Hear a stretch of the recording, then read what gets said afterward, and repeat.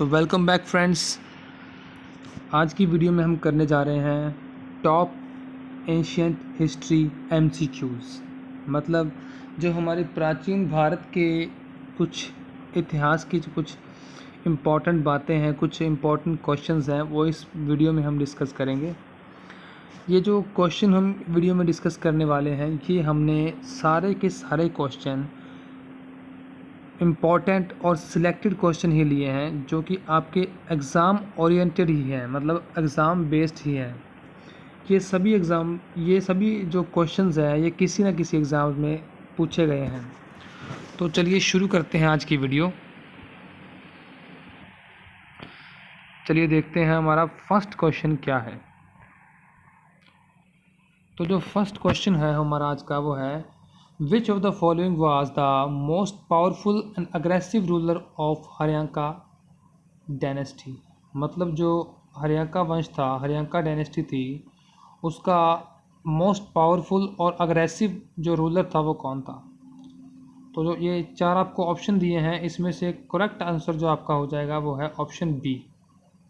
मतलब जो अजात शत्रु था वो था हरियांका डायनेस्टी का मोस्ट पावरफुल और अग्रेसिव रूलर।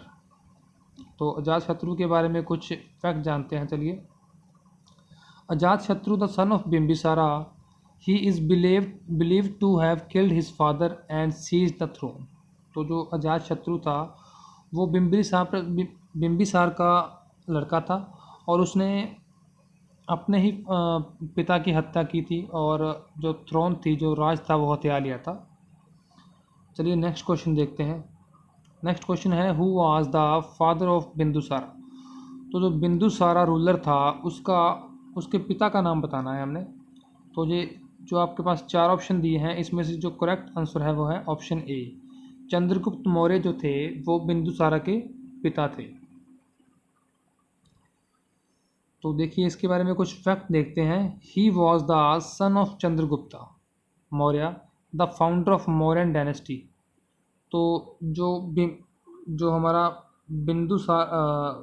बिंदुसार था वो चंद्रगुप्त मौर्य का पुत्र था, जो जो चंद्रगुप्त मौर्य था उसने मौर्य वंश जो था, मौर्यन डायनेस्टी थी, उसकी स्थापना करी थी उसने। Who was guided by the famous economist and philosopher Chanakya. तो आपने चाणक्य के बारे में पढ़ा ही होगा कहीं ना कहीं। तो आपने चाणक्य नीति के बारे में भी सुना होगा। और तो वो जो चाणक्य नीति हमने पढ़ी है वो किसने राइट करी है। चाणक्य नाम के एक इकोनॉमिस्ट और फिलोसफर थे जिन्होंने चंद्रगुप्त मौर्य को उनका राज्य जो था वो वापस लेने में मदद करी थी। तो चलिए नेक्स्ट क्वेश्चन देखते हैं हमारा।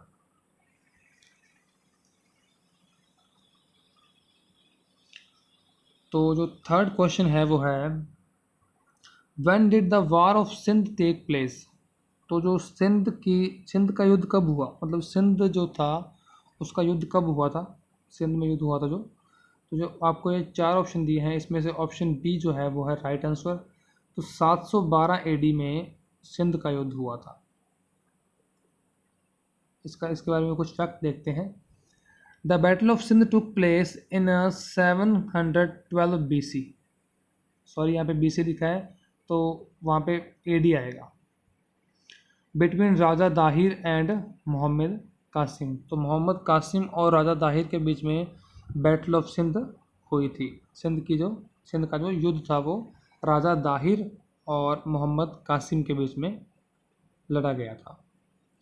चलिए नेक्स्ट क्वेश्चन देखते हैं। Which Saka ruler was responsible for important irrigation works in Saurashtra.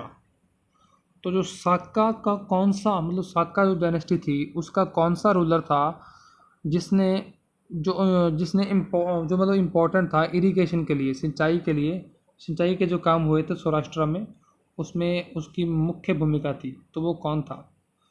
तो इन जो आपके पास चार ऑप्शन दिए हैं, इनमें से ऑप्शन ए है आपका करेक्ट आंसर। रुद्रदमन जो था वो था इस क्वेश्चन का राइट आंसर। ऑप्शन ए है रुद्रदमन। तो देखिए रुद्रदमन के बारे में कुछ इम्पोर्टेंट फैक्ट देखते हैं। His military achievements, his territories, and his many personal qualities are highlighted in the famous Junagadh inscription written in 150 AD। तो 150 AD में जो जूनागढ़ इंस्क्रिप्शन लिखा गया था उसमें इसकी जो अचीवमेंट्स हैं और जो इसकी टेरिटरीज वगैरह जो भी इसकी अचीवमेंट्स थी वो सभी कुछ लिखा हुआ है। जो जूनागढ़ इंस्क्रिप्शन है जो 150 AD में लिखा गया था। तो जो ये जूनागढ़ इंस्क्रिप्शन है it is the first major inscription to be written in Sanskrit. तो ये पहला इम्पॉर्टेंट इंस्क्रिप्शन है जो संस्कृत में लिखा गया था। तो चलिए नेक्स्ट क्वेश्चन देखते हैं।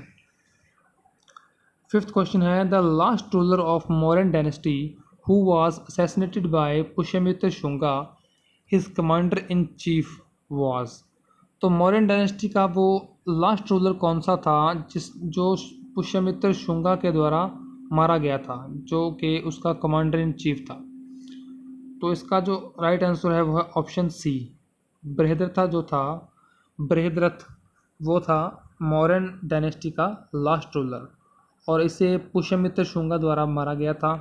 और पुष्यमित्र शुंगा ने इसको मारने के बाद शुंगा डायनेस्टी का जो शुंगा डायनेस्टी थी उसकी स्थापना करी थी। इसके बारे में फैक्ट लिखा है हमने। Brihadratha was assassinated in 185 BCE during a military parade by the commander in chief of his guard।